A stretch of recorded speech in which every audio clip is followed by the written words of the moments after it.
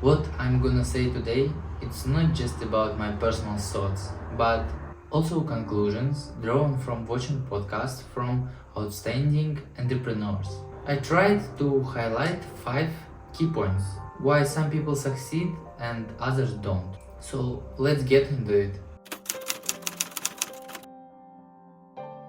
There is a psychological term called locus of control. The locus of control can be external or internal. People with external locus of control explain all their victories and failure exclusively by influence of external factors. People with an internal locus of control first of all try to explain themselves why something worked or didn't work as a result of their actions or inactions. I will give a simple example. You are driving a car and you get late because of a traffic.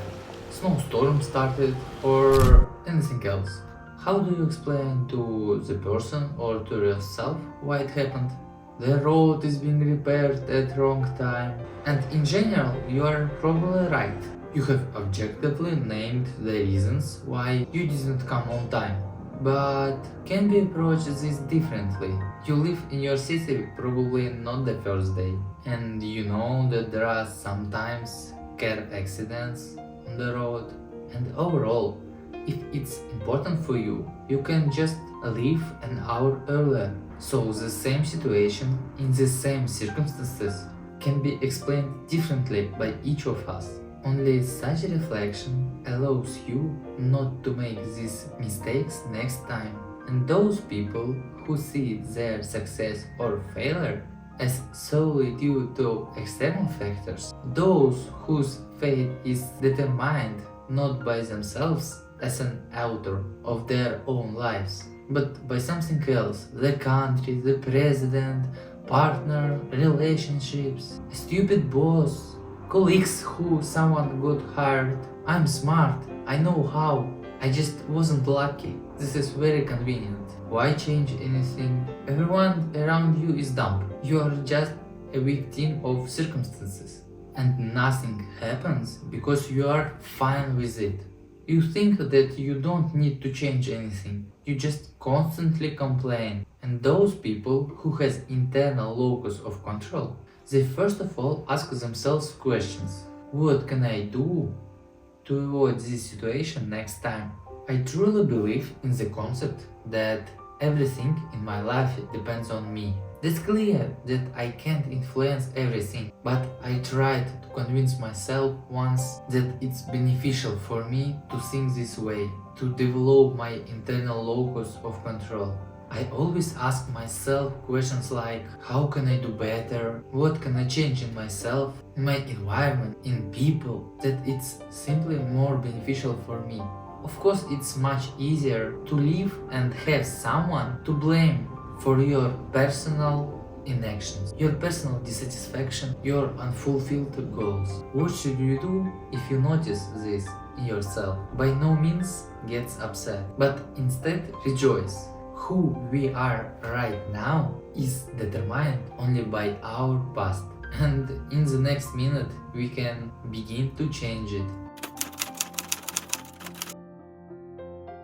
The second point that unites successful and wealthy people is that in most cases the money for them is just a tool for realizing their goals. But my experience of communicating with truly wealthy and successful people that these are people obsessed with their big goal.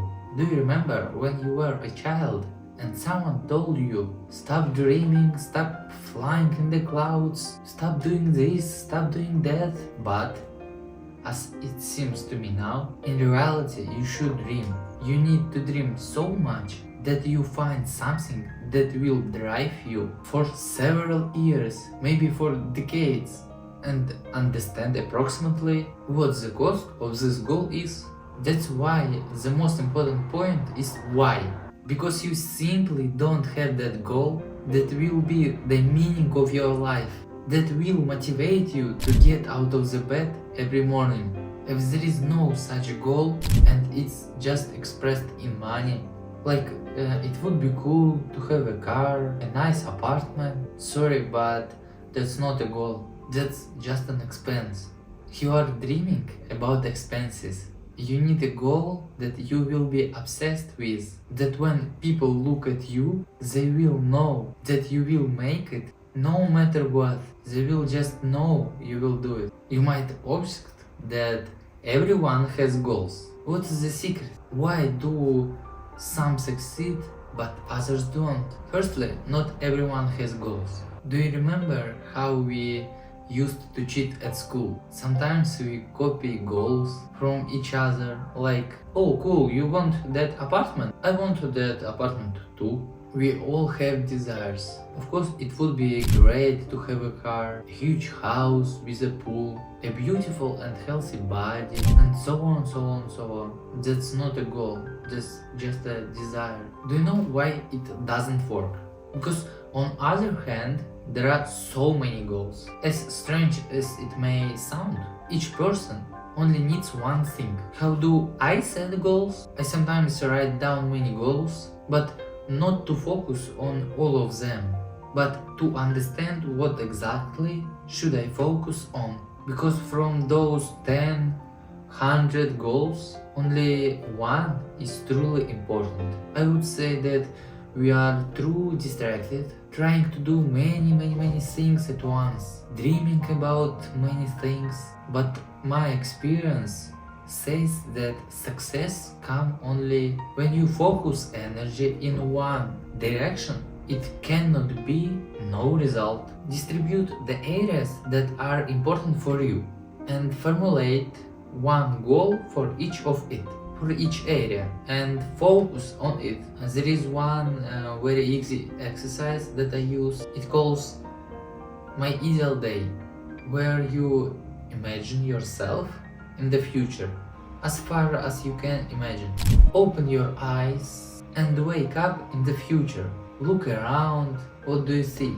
What is happening around you? Where are you? Where did you wake up? A house or an apartment? You walk to the window and what do you see? What city? What time of the year? Is it sunny? Are there palm trees? Or maybe it's snowing? Who is in the next room? Whose voices do you hear? What are you doing? Or you are not working at all? As you ask these questions to yourself, the picture may be clearer. I started to do this exercise just a month ago, and every time I imagine clear image that motivates me every time when I have any problems with my motivation. Forming an image of the future, allowing yourself to dream multiple times so that at some point this dream becomes your obsession, your paranoia. If this happens, rejoice. It means that you are on the right way.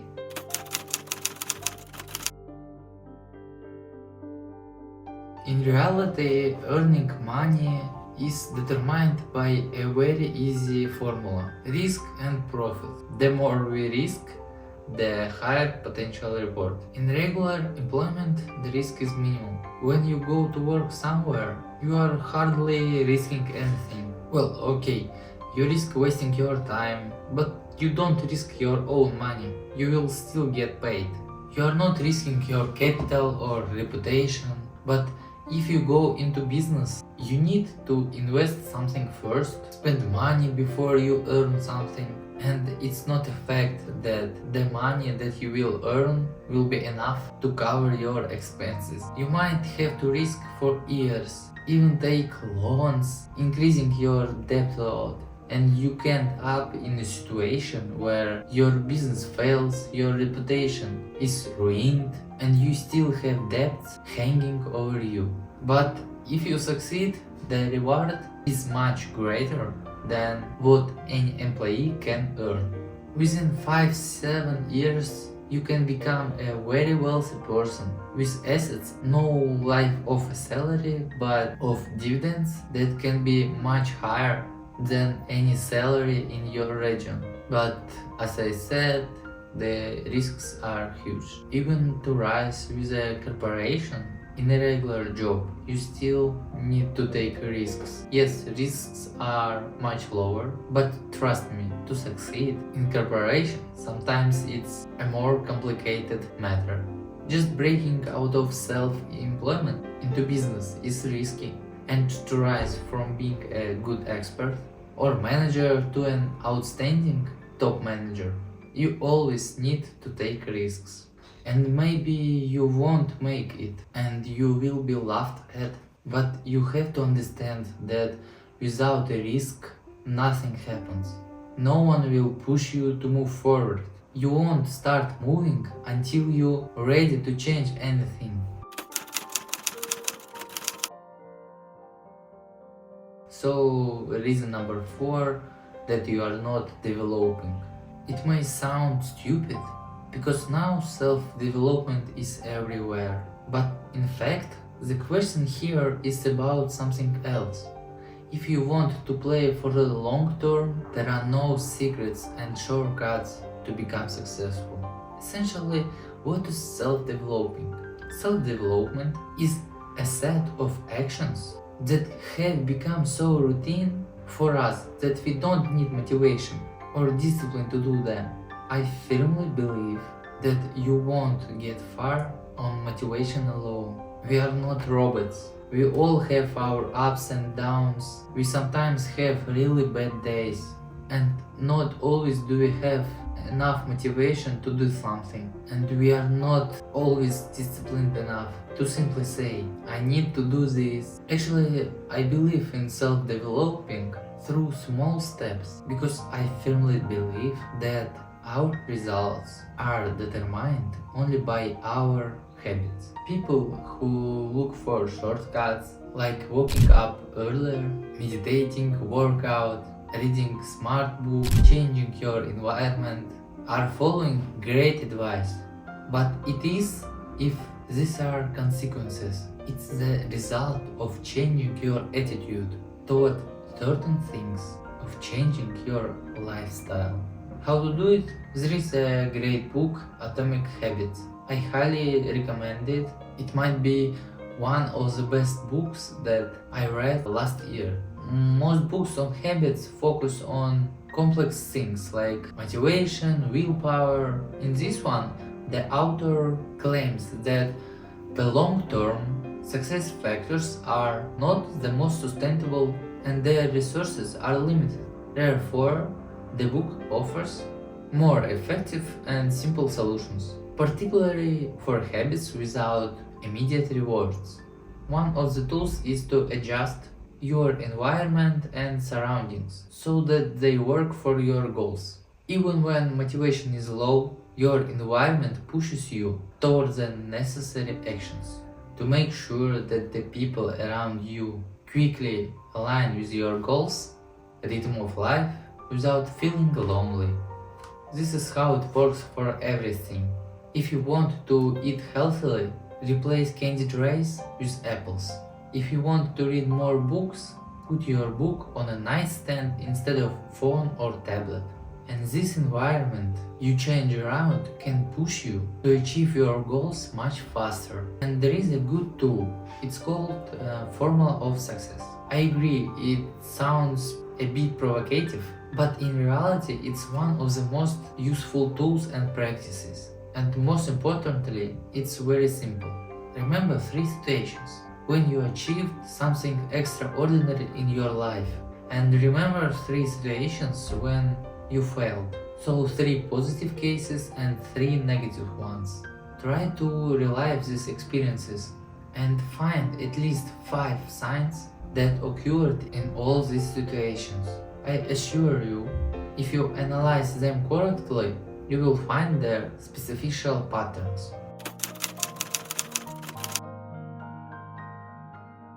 So now it's reason 5, your state.